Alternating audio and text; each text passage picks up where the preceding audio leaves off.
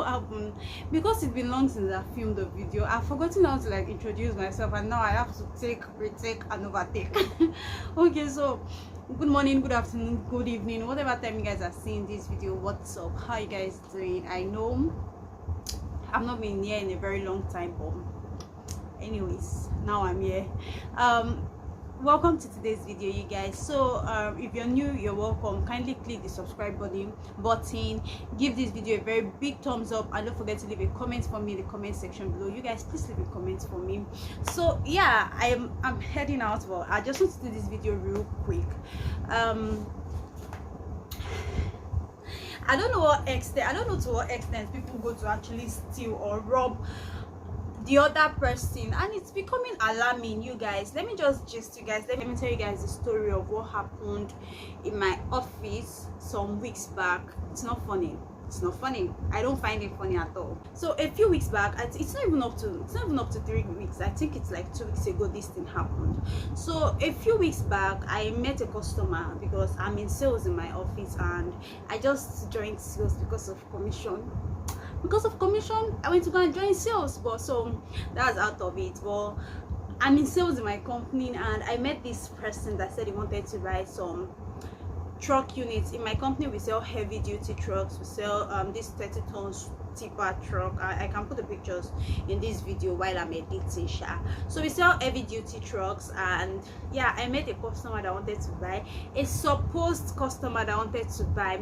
And then this man came to me. I told him to come to the office. He was in the office. He came to the office, and then he got our number. And usually what companies do is that they sent a representative, especially companies that are not in Lagos. So this man said he's from Delta State, Warri in Delta, that he came to Lagos. His boss sent him to Lagos to come and check and see trucks around. And I was like, oh fine, that's good, no problem. That we have the best. See, you guys, this is not for the sake of the video, and this is not for the sake of marketing. We have the best trucks in town, because it's not very well known, but it's not something people don't know. So yeah, it is a Chinese truck. Yes, it is a Chinese truck, but it is the best because we let me just leave those details out. So I convinced him into buying our trucks, or at least I thought I had already convinced this man into buying from us, right? What I thought. So this man was like, okay, no problem, he's going to tell his boss. And then he even called his boss in my presence, and the boss was like, oh, when he comes to the office, no problem. I mean, when he comes to the office, no problem, they're going to discuss about it as long as the truck is good and fine, no problem. So I was like, oh good, you can also give me your boss's number, let me also, you know, try and talk to him and convince him. I thought. Jokes on me. So he said no problem, that I should not bother about his boss's number, that his boss is going to contact him. He said no problem. So I kept on following up with this guy. I would call him, you know, follow up with him to know when his boss is going to come into town. So after a while, it was like, oh, that his boss is coming to town very soon. I told my boss about it. In fact, my boss collected his number thinking it was serious, trying to follow up, and that was just it. Next thing I knew was that one day I was going to the office. I was very excited that morning because they called me and they were like, oh, I'm on my way to the bank.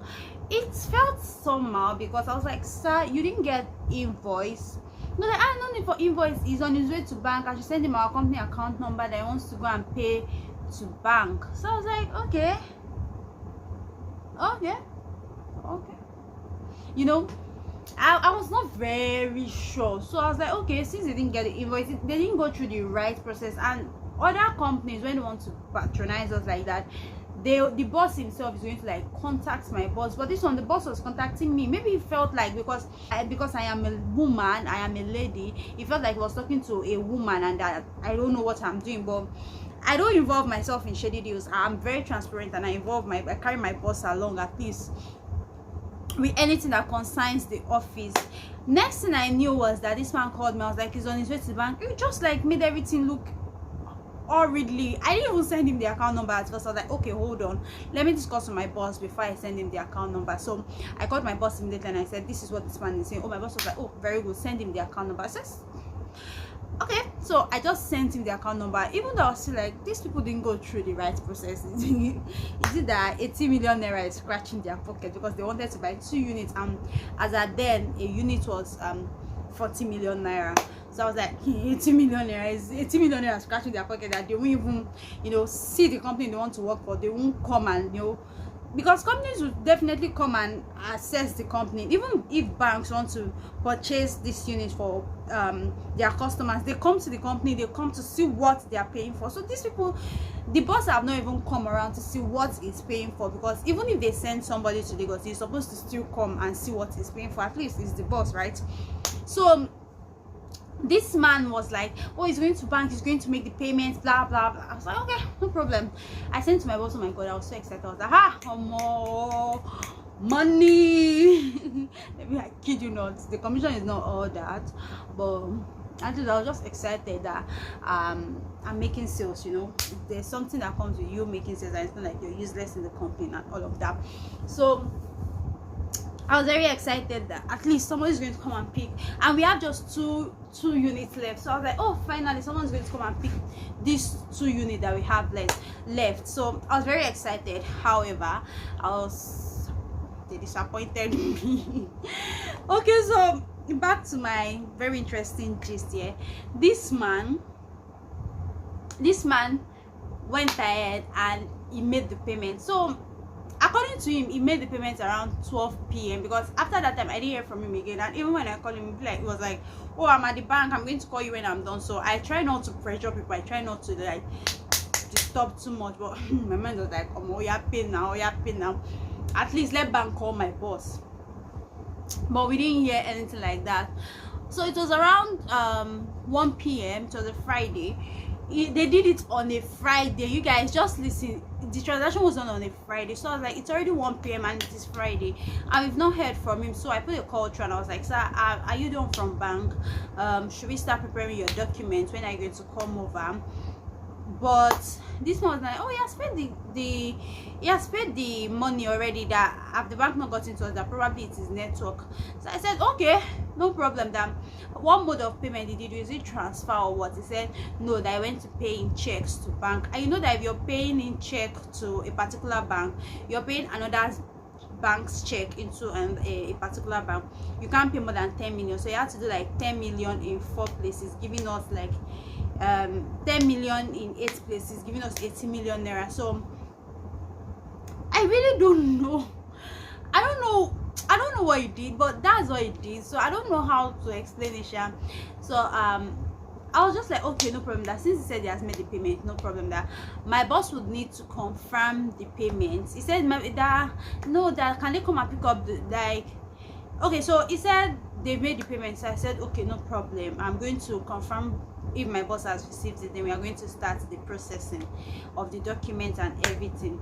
So I was like, no, that can I come and pick it up? That since he has made the payment, can you come and pick it up? I said no, until my boss receives the alert. I can't do anything. My boss has not received the alert. If the money is not confirmed, we can't process anything. So he said, okay, no problem. Then I called my boss to confirm. Like, I called my boss immediately to confirm. People are very funny. When I spoke with my boss, after speaking with my boss was like, he's going to try and call his bank to know if any money enters his account or maybe network problem, blah blah blah. I was like, okay, no problem. Then around evening that day, my boss called me and said, oh, you received alert, that you received alert, 10 million naira alert in 8 places, but it is still in the ledger balance. It is not in the available balance. That is just showing the ledger balance, like 80 million naira, but it is not yet in available balance. But the bank just credited it pending when they confirm the money. So now if you check the alert, you're just going to receive the alert there. You're not going to receive the balance of what you're supposed to receive. Do you guys understand? I'm sure you guys understand. So my boss was like, let's see, maybe bank network or anything, that by Monday when they confirm the check, that they need to confirm the check, they just like paid that money. He received the credit alert because they are still processing it, just so that you become that, oh, the transaction is, it's just like a trigger, so that you feel like, oh, the transaction is ongoing already, blah blah blah, something like that. I don't know. Then suddenly on Saturday I tried to call this man. I was like, I spoke to your boss. He said I cannot pick my truck. I'm going back to work. He was very offended. I was like, I'm sorry sir, but the transaction was done on a weekend, so because it's done on a weekend, there's really nothing we can do. Monday is just Monday is just next tomorrow. That was on Saturday when I spoke with him. I was like, oh, Monday is just next tomorrow. That on Monday before 12 p.m. I'm sure everything will be sorted out already, blah blah blah. And I was like, no problem. That, but him, he cannot wait again in Lagos, so he's going back to Delta. That he's going back to worry this, that, blah blah blah. So I said, no problem, Nabi. Wait till I won't talk. I told him, no problem. That we can make arrangements to get the trucks delivered to them over there, no problem. So he said, yeah, that he would do that. Then on Monday, when my boss got to the office, I went to him and then I spoke to my boss about it. My boss was like, I just told my boss, I was like, sir, are these people kidding us? Like, are they whining us? My boss was like, yeah, that is trying to give them a benefit of doubt. However, that nobody can really be trusted. And yeah, in this our business, this truck sales business, I've seen a lot of unserious persons. I've seen a lot of come and go. That's like in any business, it made me to learn that in any business, until you see people make payments, like, don't just believe words of mouth. Don't believe I'm coming to pay tomorrow. Don't, until you see the alert in your account and it is confirmed by the bank, that's when anybody has bought anything from you. So my boss and I were just giving them the benefit of doubt and everything. Next thing I just saw, I just saw that my boss called me around 8 p.m. in the night. No, it was 9, around 9 p.m. I go home 8 that day. My boss called me around 9 p.m. and then he said, Atinuke, the heart of man is desperately wicked. I said, sir, who can fathom? Who can fathom? Because I already knew the man's number was no longer going. His number was now switched off. And the person he sent to Lagos, his number was now switched off. So, so my boss told me that bank told him that bank sent a message to him, like that credit that they sent to him, they debited everything, and they told him that spurious check, according to his spurious check, like it's more than bad, like it's more than fraud, it's fraudulent, like the checks are fake, and there's even a problem with the account that they came to pay with. I don't know what that was about. I was not even interested anymore. My boss said the bank is interested in that matter, and that they told them already to go and look into the security cameras in the bank and everything. But my own is just that, to what extent will people go? Imagine it was like a startup, or somebody that my boss is somebody that gets really excited, or we don't know what we are doing. That's how you see because the man was already making, like, was already saying things like, if he's going back to Delta State, my boss said he cannot pick the truck today, that he's going back, he has a lot of things to do. And I'm like, how can you pay 80 million naira and you're like, you want to go back? You know, things were not just right from the beginning, but you know, we try to give people the benefit of doubt, and that's how these people that scammed us 80 million naira. Because if you are just seeing that credit and we're like, okay, oh yeah, come and carry your truck and go, that is how would have given them 80 million naira truck, and then their number will be switched off. We'll not be able to reach out to them anymore. And these are the things that happen to some companies that make them close down. They go bankrupt, because where we want they find 80 million naira go? I mean, are we going to see truck from somebody? We are going to see truck with people, and then we'll not start saying, can I see your chassis number? Can I see your engine number? Do you know, it doesn't make any sense. Like, oh, but would have lost money. The company would have been in trouble, would have been in debt, okay? And I was not thinking about it, that because I'm the one that has been liaising with this person, I'm the one that has been talking to him, I've been like, there's no way I'll not be involved in that investigation, because there's no way the police will not even bring me in to come and have some words with me. You know, I was just like, what sort of nonsense? Why do you want to implicate somebody that is just on their own trying to make ends meet? Why would you just want to do that? That was how we were scammed. We were almost scammed, like almost scammed. Thank God for wisdom, knowledge, and understanding, and thank God for Jesus Christ, because I didn't find that thing funny at all. And you know, when I got to the office the next day, my boss said, Tinuke, your friends. I said, sir, I didn't find it funny at all. It's not funny to me. It was not funny to me. Like, you don't do things like that to people.